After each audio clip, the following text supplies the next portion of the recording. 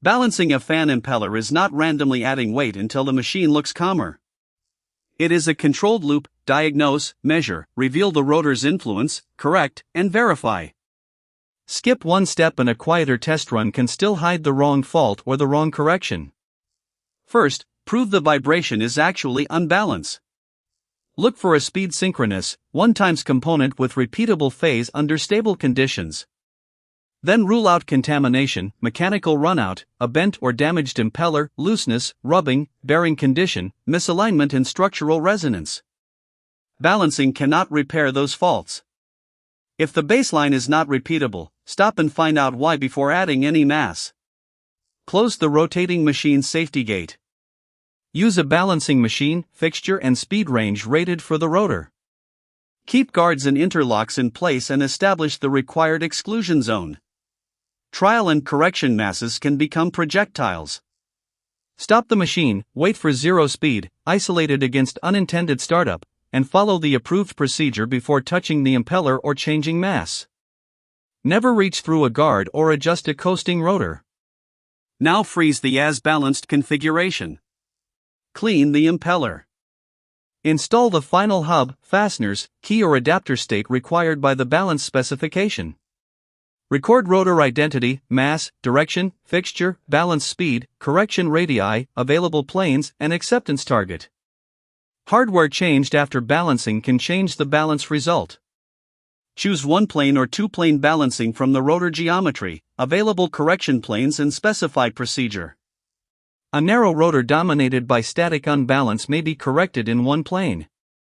A wider rotor can carry couple or quasi-static unbalance that needs two separated planes. Appearance alone is not the decision, the measurement and rotor requirement are. Run the guarded baseline at a constant selected speed. Use defined measurement points and a repeatable angular reference. Capture amplitude, phase and speed.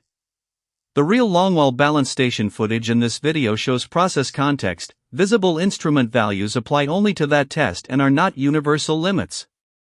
For the trial run, the balancing procedure specifies a known trial mass, angle, radius, and plane that are safe for the rotor and machine. Run again under the same conditions.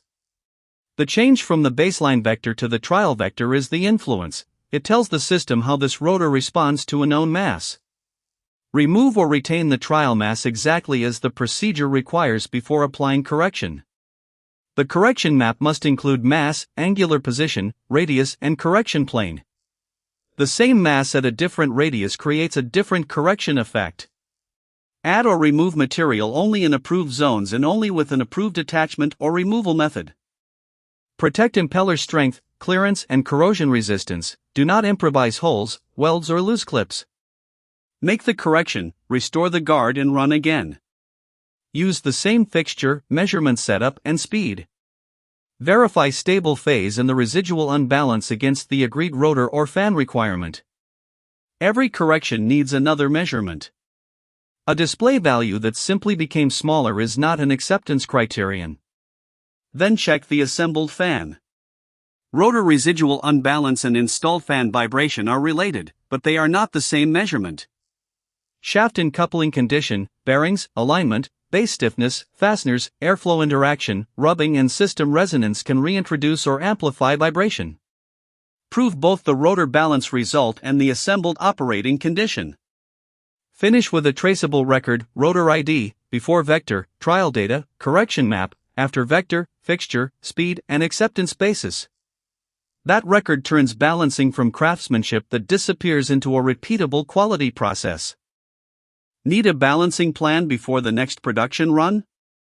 Send the rotor drawing, mass, operating and balance speeds, correction planes, mounting condition, plus vibration amplitude and phase data. Longwell can help organize the evidence before the first trial run.